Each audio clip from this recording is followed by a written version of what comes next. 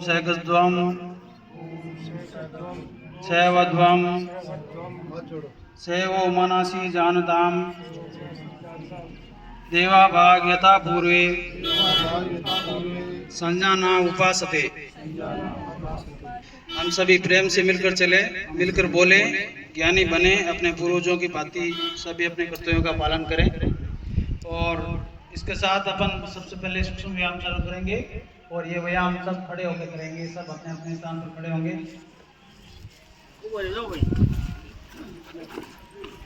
सबसे प्रथम है गिरवा चालन।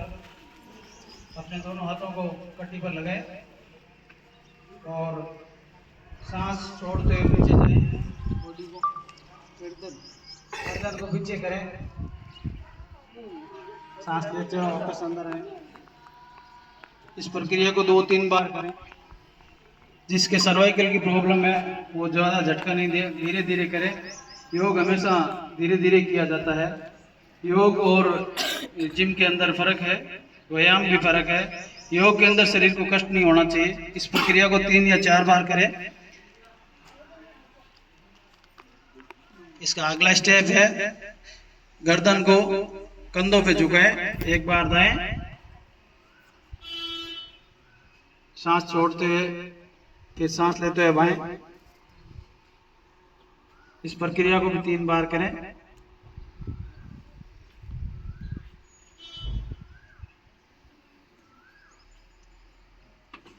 इसका अगला कदम है गर्दन को कंधे की ओर ले जाएं, फिर विपरीत साइड में दूसरे कंधे की ओर, फिर गिरवा चालन। गर्दन को पहले घड़ी की साइड में घुमाएं,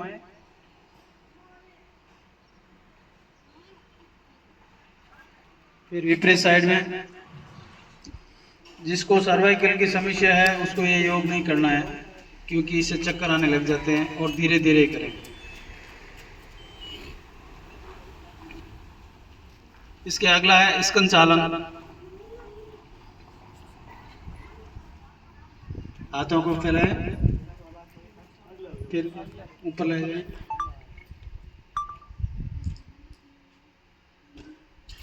इसका अगला कदम है अपने हाथों को कंधे पर रखें, फिर एक बार अंदर से और एक बार बाहर से घुमाएं।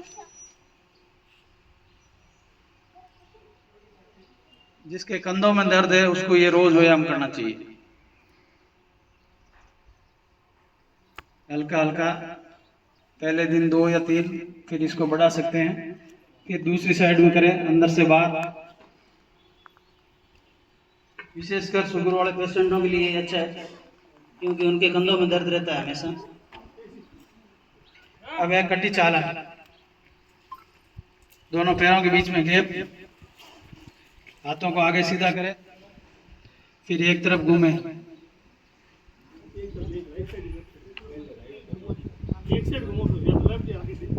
चलो अगली बार लेफ्ट घुमाए। अब एक हो गया, अगली बार दाएं और।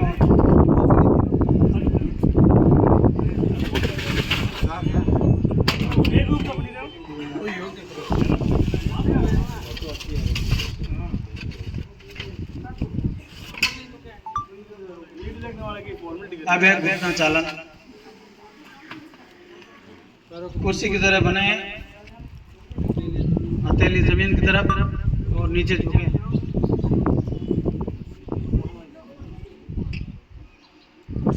इस प्रक्रिया को 3 बार दोहराएं। जिसके घुटनों में दर्द है उसको ये जरूर करना चाहिए।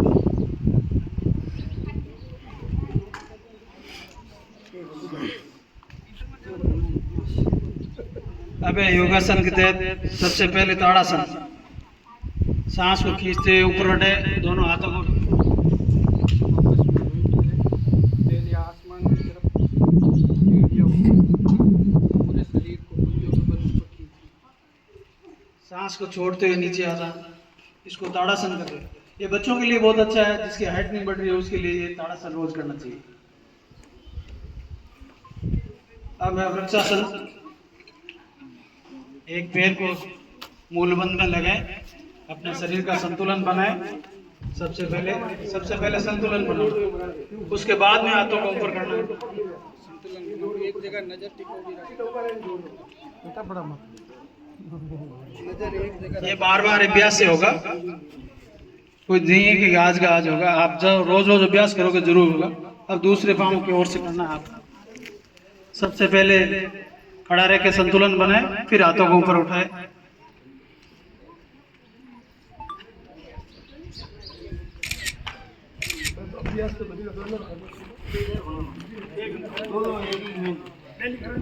अब है पादहस्तासन।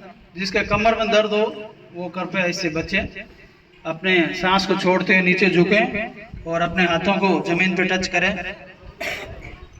ये सबसे अच्छा करता है, ये अपने यहाँ योग प्रशिक्षक शरण है, इसकी तरफ देखो। वापस सांस लेते हुए उठे। ये पादहस्तासन है।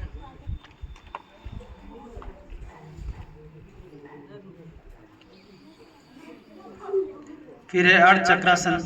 सांस को छोड़ते हुए शरीर को पीछे ले जाएं।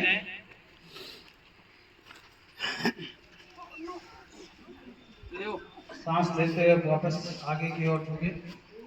इसको अर्ध चक्रासन कहते हैं।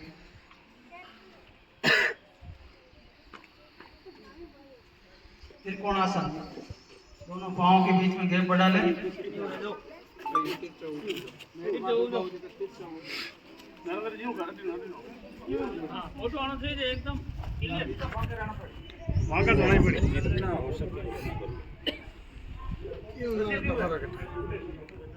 आप दाएं हाथ को नीचे झुकाएं, जिससे अपन खाना खाते हैं उसके ओर झुके। दूसरे हाथ को ऊपर उठाएं।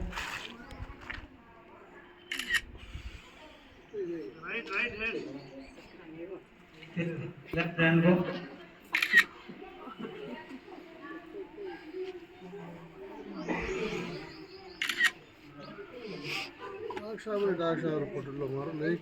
अब बैठ कर करने वाले योग सभी अपने स्थान पर बैठ जाएं।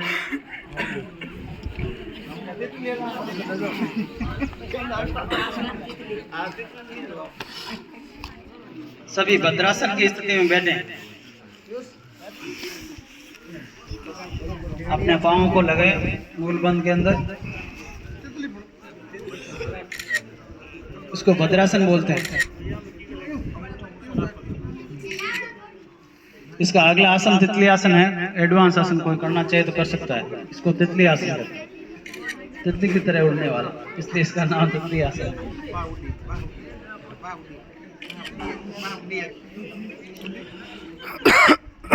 अब है वज्रासन। अपनी जगह पे बैठना है। अपने पाँव को पीछे ऐसे लगाना है और उस रेडी के ऊपर बैठना है। पीछे से खुला रखें। ये एकमात्र ऐसा आसन है जो खाना खाने के बाद कर सकते हैं। बाकी कोई आसन है वो खाना खाने के बाद नहीं करना चाहिए। योग भूखे पेट करना चाहिए। केवल एक वज्रासन है, उसको अपन खाना खाने के बाद इस स्थिति में बैठे, सांस को रिलैक्स छोड़ते हुए। इससे खाने का पाचन अच्छे से हो जाता है।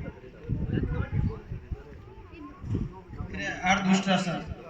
जैसे बैठे वैसे खड़े हो जाए। कमर से पीछे झुकते हुए दोनों हाथों को कमर पे रखना है और शरीर को पीछे ले जाना है। इसको अर्धउष्ट्रासन।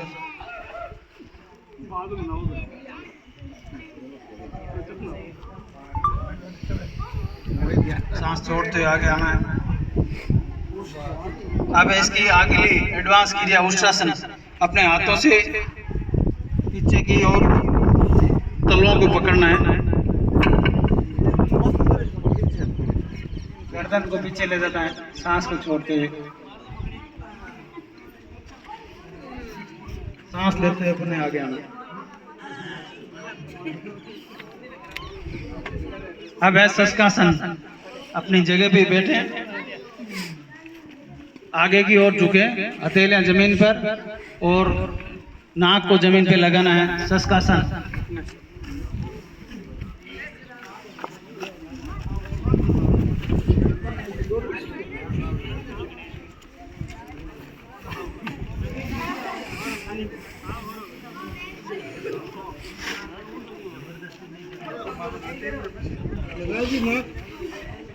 फिर है उत्तान मंडूकासन। ऐसे ही बैठे रहे, पाँव को फैला लें, ऐसे ही बैठे रहे, पाँव को फैला लें। पीछे की तरफ अपने हाथों को पीछे ले जाना है और क्रॉस करना है। इस हाथ को उस कंधे पे ले जाना है और इस हाथ को उस कंधे पे।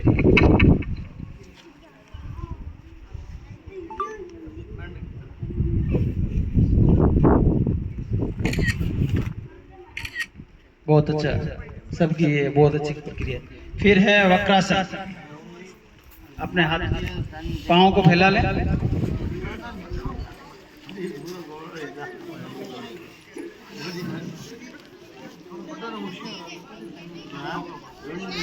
बाएं पाँव को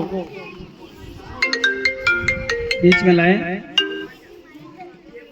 फिर जो पाँव ऊपर है उससे विपरीत हाथ को लेके और इस पंजे को पकड़ना है या घुटनों को पकड़ना। जो पाँव ऊपर किया उसके विपरीत हाथ को इस पाँव से ले जाते हैं। इसको वक्रासन बोलते हैं या मरीच्यासन। जिसको शुगर है उसके लिए बहुत बेस्ट है। इससे पैनक्रियाज की एक्सरसाइज हो जाती है, इंसुलिन का सिक्रेशन होता है। इसी तरह दूसरे जो पाँव ऊपर किया है उससे विपरीत तो हाथ होना चाहिए। जो पाँव वो हाथ लाओ मन साहब उधर वाला, इससे इधर से ले घुटने के इस इधर साइड से। ये थोड़ा डिफिकल्ट है।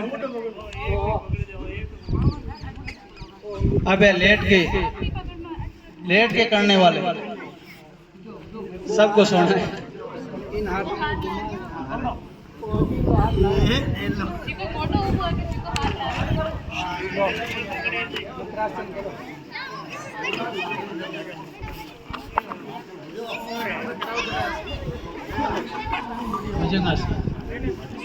भुजंगासन है। भुजंगा होता है सांप का फण। सांप के फण की तरह अपने अगले सीने को उठाना है, सांस को खींचते ऊपर उठना है।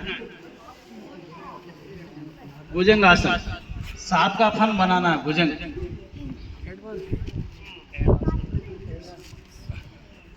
वापस सांस छोड़ते नीचे झुकना है।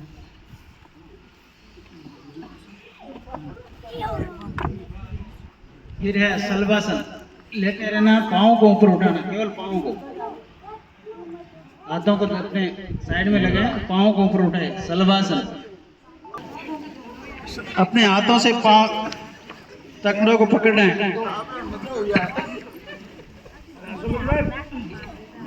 सेतु बंद आसन। सेतु बनाना है ब्रिज, इस तरह से सेतु बंद आसन।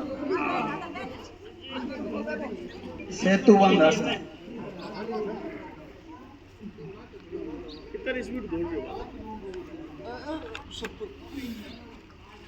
एरिया ऊपर क्यों करो? एरिया ऊपर क्यों लगे? अच्छा एरिया उसे दिख रही है जी जाके।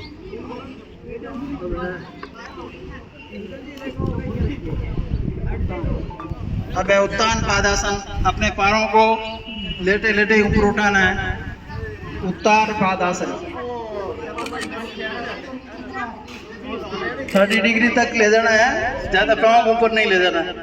उत्तान पादासन।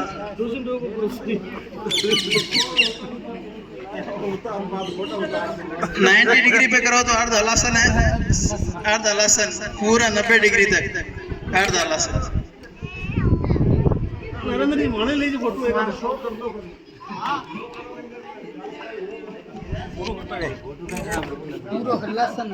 अब है पवन मुक्तासन। अपने पाँव को पेट पे दबाए, पकड़े, पवन मुक्तासन। और ठोड़ी को घुटनों पे लगाए, पवन मुक्तासन।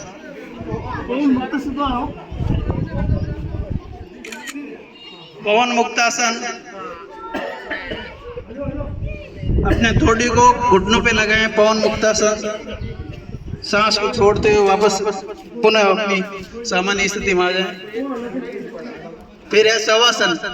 शवासन का मतलब होता है सो डेड बॉडी की तरह लेट जाना, रिलैक्स होके। शवासन बिल्कुल रिलैक्स होके सोना है। रिलैक्स शवासन। शवासन। अरे भाई सोए जी बोलो मत भाई, एकदम चुपचाप खा लो ऊंचो। ये है लागण से हाई कर लियो। अब सब अपनी जगह बैठ जाएं। अब प्राणायाम करेंगे अपन।